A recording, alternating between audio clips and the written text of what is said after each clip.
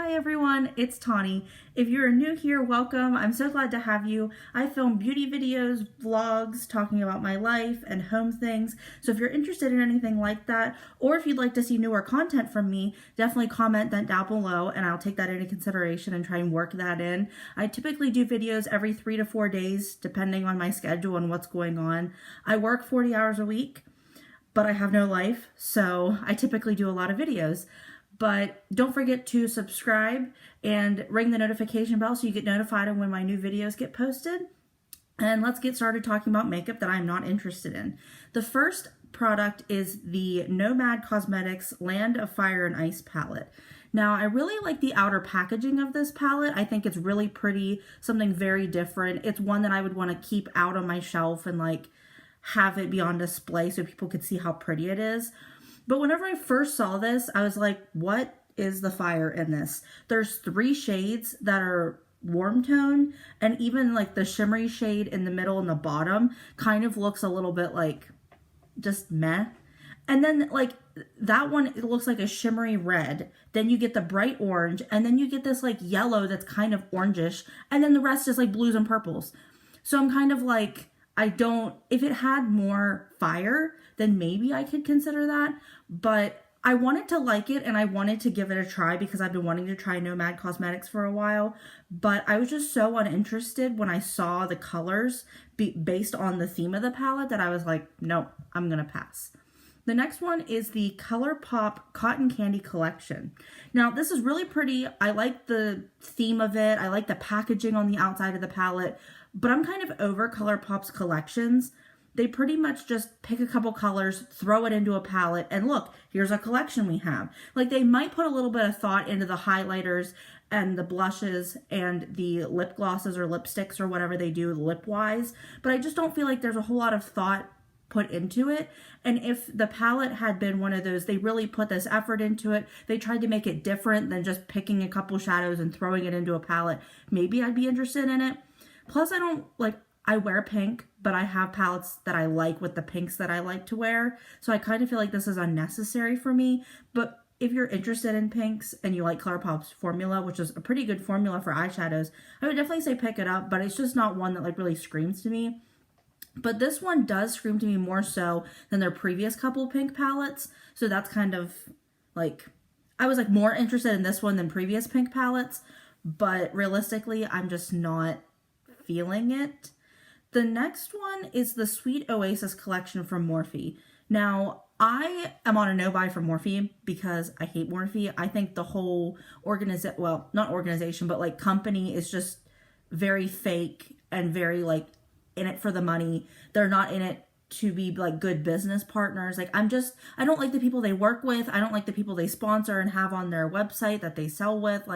I'm just nothing about Morphe is appealing to me. And I kind of feel as a 25-year-old, I'm right in that bracket of what would, be appealing to me to buy and be interested in, especially as someone who watches YouTube. But the more stuff they put out, the less I'm interested in. And this is one of those collections. I really like the outer packaging of the palette. I think it's really pretty. But looking at the palette, it's another Morphe palette. The colors are very dull, very boring. I was kind of expecting more of a vibrancy to it. And I feel like the swatches are so fraudulent in terms of Morphe. Yeah, they've come out with colorful palettes like the James Charles one and I think Dare to Create, the first big palette that James Charles based his off of. That one's colorful too. But this is the Sweet Oasis palette, and I was kind of expecting more. There's a whole section on the far left side that's basically just neutrals. And I get that you need a couple neutrals to set down a look, but if you're doing an Oasis, I don't really think of neutrals. I think of bright colors. I would have put more oranges and yellows in there and maybe even some greens, so that way it has this variety, make it very tropical. The swatches looked so good, but I'm just thinking these don't look like swatches that would go for this palette. They look like they picked a palette with better quality and they swatched it and then they called it theirs, and they're look, here's our swatches from our palette, even though I technically swatched a different palette from a whole different company because we know that ours is trash. It just bothers me because I know that Morphe is not this good. So for the swatches to look that decent, but then again, I'm not one to believe swatches because swatches are very phony to me. Although their swatches were more like the fingerprint swatches, you know, like where you could see the mark. They're not one of those like, let's put a stencil and like put as much color on as we can so it looks like the color is really bright, even though we're just sitting there packing color on. So the swatches look a little bit more realistic, but at the same time, I know it's Morphe. So I know that it's not something like super great. The next collection is the Iced Out collection by Anastasia Beverly Hills. I really like the packaging of all of this, the look of the collection, the way they have like the photos done. I think it looks really nice. But my whole thing is they're charging $34 for this highlighter. And I know that's not like super expensive. It could be worse. It could be better, but it could be worse. And especially from ABH, that's around the price point that's like what they would charge. But I have the Amrezy highlighter and I paid $27 or $28 for it. So I'm kind of annoyed that they would they would raise the price of a highlighter to the $34. I don't know if they have any other highlighters that they charge $34 and the Amrezy one was different. I would assume a collaboration with someone would make the item more expensive. So then that way they know they're going to get people to buy it. So let's get all the money we can get out of them. So I'm kind of confused as to why there's like that increase in price whenever it's like, I just don't get that. So it kind of like, I want to like it. And I saw someone with deeper skin tone using this highlighter and it looked kind of gold on their skin, but I'm not sure if it's going to come out gold because it looks like a very white, icy highlight. If it were like that champagne gold look, I think I might be interested in it. I'm still interested in it, even though it's $34, but I kind of am like very confused and not really understanding why it has to be $34. It comes with some brow products and some lip products, but I'm not interested in those. Typically not from like a higher end brand. I don't really wear lip gloss. I have like 3 lip glosses that I like that I don't think I need to get anymore because I have one that's clear, one that's pinky toned, and one that's gold toned. So I am set. I don't need any more lip glosses. And I'm not interested in brow products from like higher end brands, even though ABH has good brow products. I just don't like spending that much money whenever my brows are just kind of like, you know. The next product I have is the Lawless Forget the Filter lip gloss. Now, I saw this and I really like the stock picture that they have, or like the campaign picture that they have where it's on that like silky blanket. I think that looks really nice. It's very well done.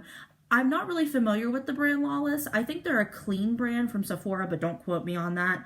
But I've heard good things here and there about the brand.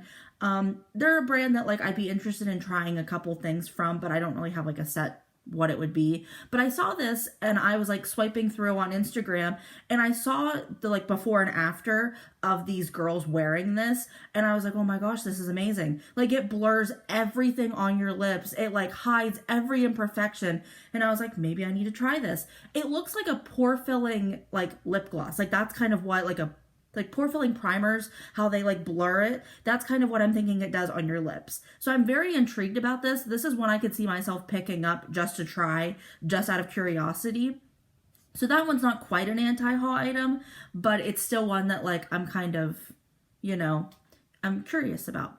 The next one is the Love Struck 5-pan palette collection from ColourPop. I was kind of annoyed when I first saw this photo posted.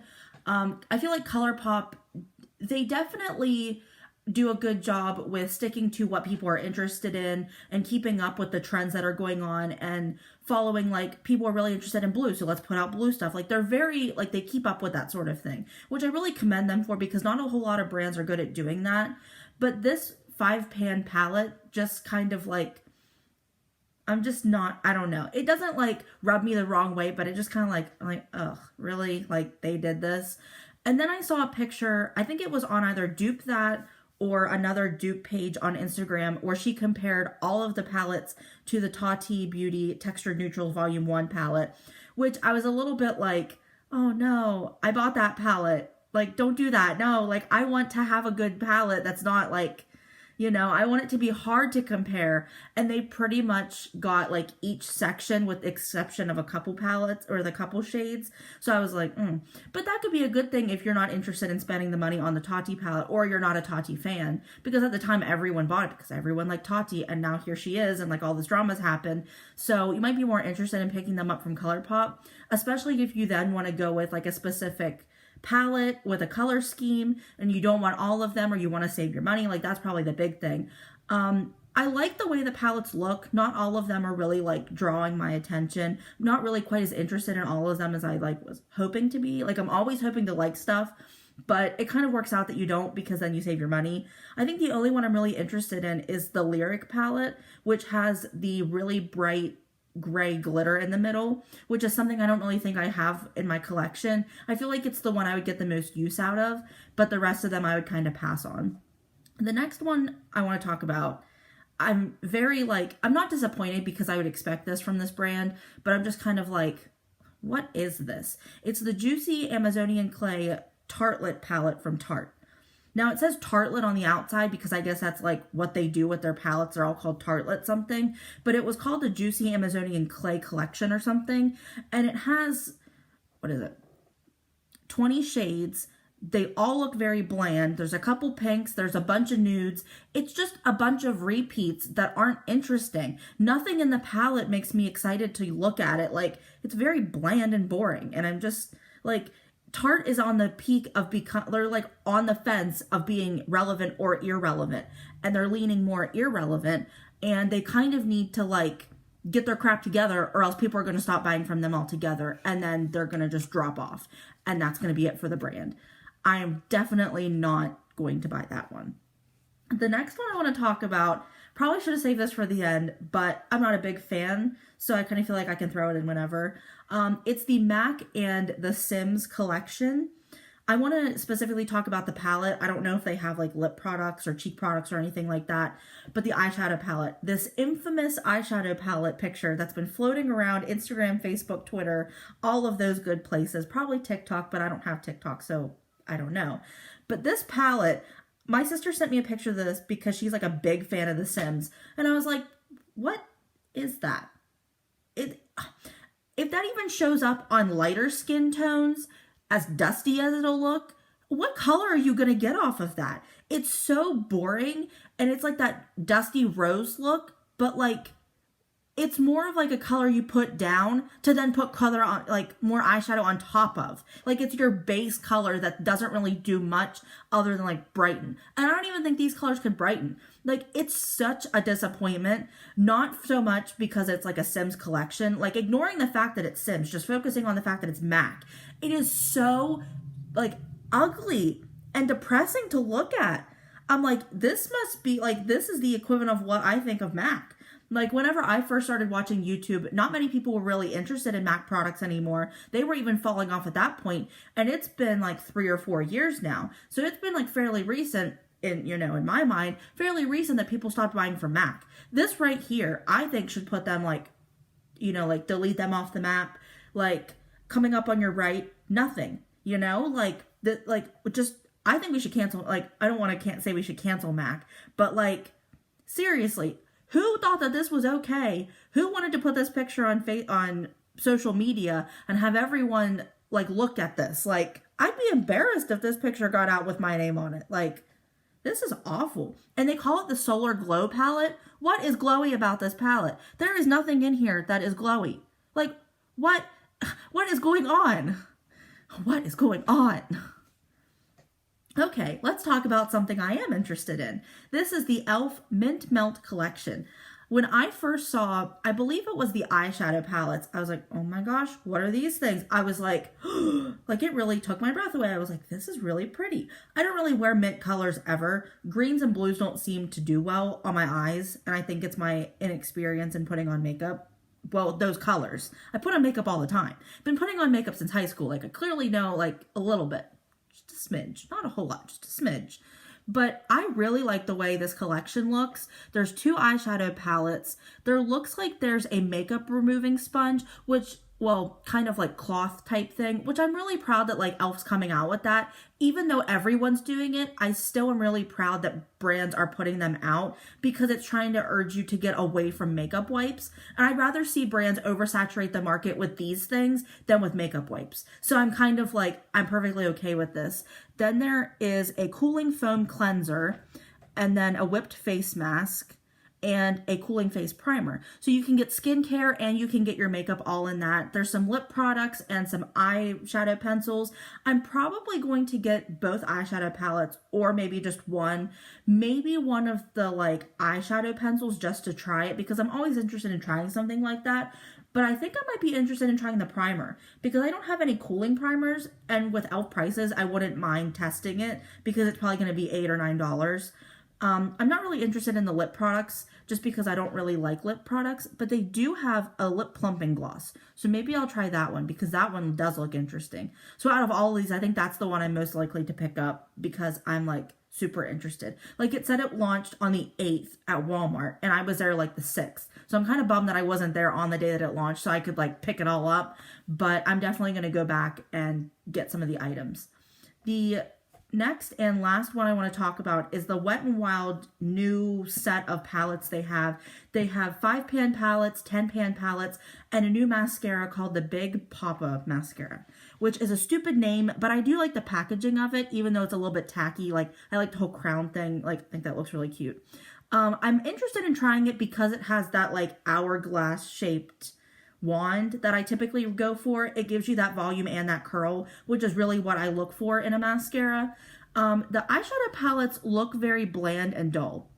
There's a couple of them that look decent. There's one that has like warm tone colors in it, which I'd be interested in trying, but all of them are just very bland and dull, which I haven't really tried Wet n Wild's eyeshadow formula except for the neutral little one that's like 59 cents at like Walgreens, CVS, Walmart that Jessica Braun really likes. That's like that nude you can just put down as a base color. I've only ever tried that. So I can't really say how good their formula is for eyeshadows. I'd be interested in trying it, but not so interested in paying for it. But if the prices are low enough, then maybe I'll pick one up and try it, but it just doesn't really like speak to me a whole lot. So those are all I have to talk about. I hope this video was interesting. I hope you liked it. If you did, don't forget to like this video, subscribe, hit the notification bell so you get notified, and share the video so that way other people can see what I am not going to buy this month or this week, because there's so much makeup coming out and I love it. But for right now, there's not much I'm picking up.